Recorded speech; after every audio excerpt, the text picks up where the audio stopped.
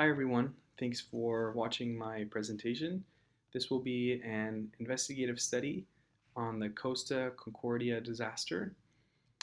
This disaster occurred on January 13th, 2012, and as seen in the picture above, it involved a cruise ship, a rather large cruise ship.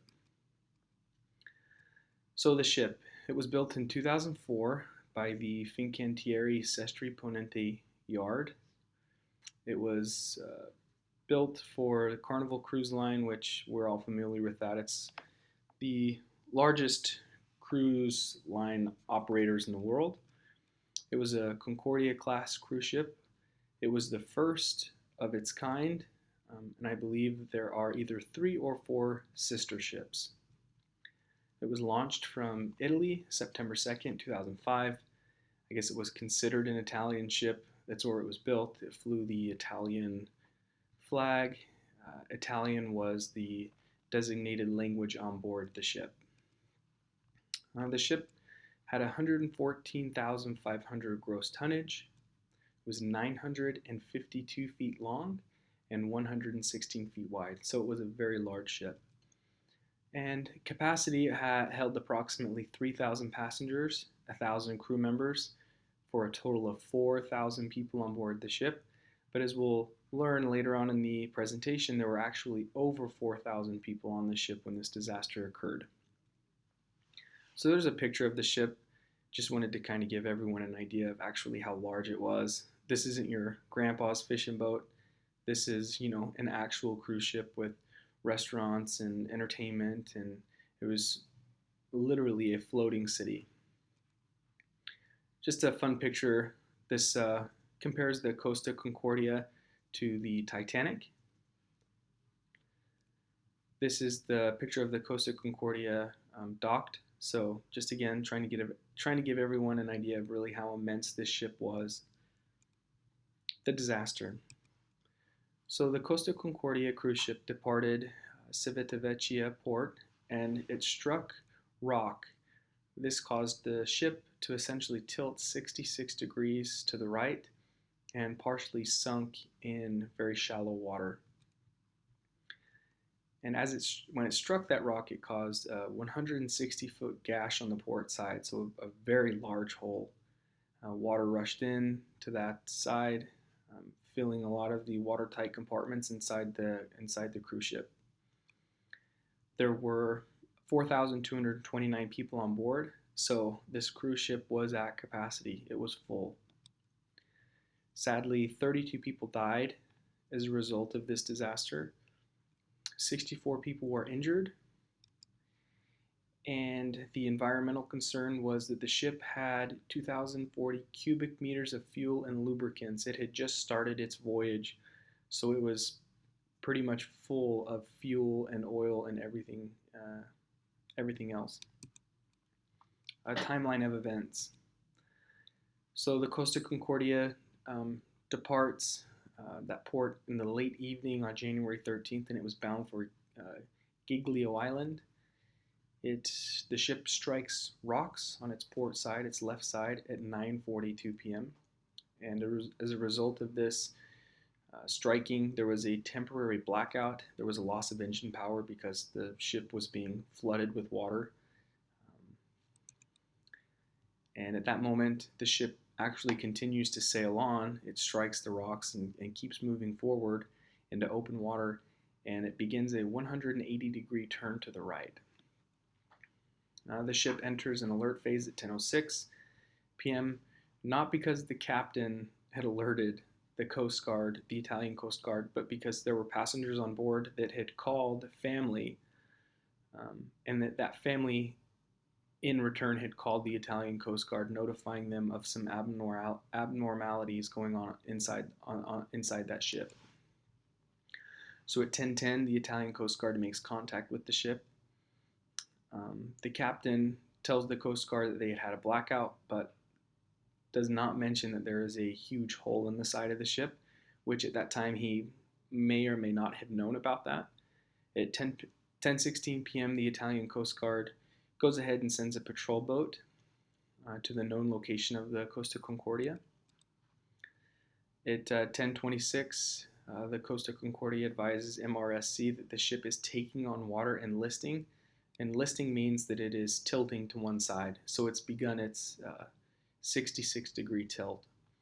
At 10:34, the MRSC alerts all vessels in the area to proceed to the Costa Concordia. And all vessels, it sends, I believe, 8 helicopters. There were 4 tugboats, 20 rescue ships. So there were a lot of personnel and other boats and even aircraft sent to this emergency location. At 10:58 p.m., the captain makes the abandoned ship call. At 11:10, lifeboats begin to descend to the water, and at 11:40, there are 3,000 passengers that are safely aboard lifeboats or on shore. So in roughly 30 minutes, most of the ship's people had been either on a lifeboat or on shore, but there were over 4,000 people, and that took roughly 6 hours to actually complete the entire evacuation of the ship. So here's a picture of the ship that night that it sunk. You can see that it's in shallow water and how much it's actually tilted to the one side. Here's a picture of it during the day. There's a picture of a gash, one of the gashes that was inside the ship. Here's another picture of it with actual rock that had wedged itself in there. So it was no small hole, it was rather large. Here's a picture of the path that the Costa took. You can see at the bottom left corner that it struck, that's where it struck rock. And it looks like it makes just a left turn right here and then rests on its right side. But the boat actually makes a right turn, flips all the way around, with its loss of engine power is actually just drifting and drifts back on shore where it comes to rest back on rock and then tilts over to its side. Here's a picture from shore, kind of gives everyone an idea of how close the boat was or is. Analysis. So the captain gave an order to sail close to the island that was not following a designated course. And it was approximately 4 miles closer to the island than planned. And this being because he had a friend, a former captain who was his mentor that was living on the island, that it's tradition to sail close to an island to kind of salute that former captain. And that's what the current captain of the Costa was doing. He was traveling too fast at 16 knots to be that close to an island. The captain disabled the GPS alarm to alert the cruise company that he had deviated from course, and the GPS coordinates actually showed that he came within 1,000 feet from the land, so less than 1,000 feet. The helmsman made mistakes in the handling of the helm. He's the guy that turns the rudder, actually steers the ship, and it struck port side, causing Olympic-sized pool opening. Water rushed in, flooding at least 3 of the 7 watertight compartments. There were multiple nationalities on board, and not that that's a bad thing, but the ship's employees were even multiple nationalities, and that caused a language barrier. So the helmsman actually did not always understand the captain's orders, and the captain was slow to recognize the disaster. So findings: the captain broke protocol by deviating from the designated course. There was a breakdown in communication between captain and helmsman, and the captain was reluctant to recognize the emergency, which cost time and lives. A recommendation is that any deviations from a designated course should be against the law unless it's an emergency situation. Number 1 is that you should ensure that all employees are fluent and can all understand the same language. If there's a breakdown in communication, especially if there's ever an emergency situation, it can really mess things up and make things messy. Just teach captains when and how to recognize a serious situation and to not hesitate to make the abandoned ship call, and implement a checks and balance system on board the ship so that the captain makes a choice to designate to change the designated course, and there's someone in that can stand up and say, no, that's not what's going to happen.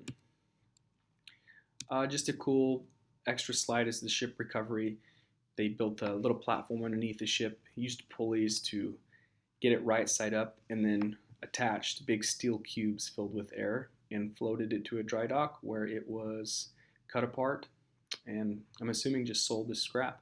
So that was the end of the Costa Concordia. There's my references and photo credits. Thanks everyone for watching, and I hope you've enjoyed.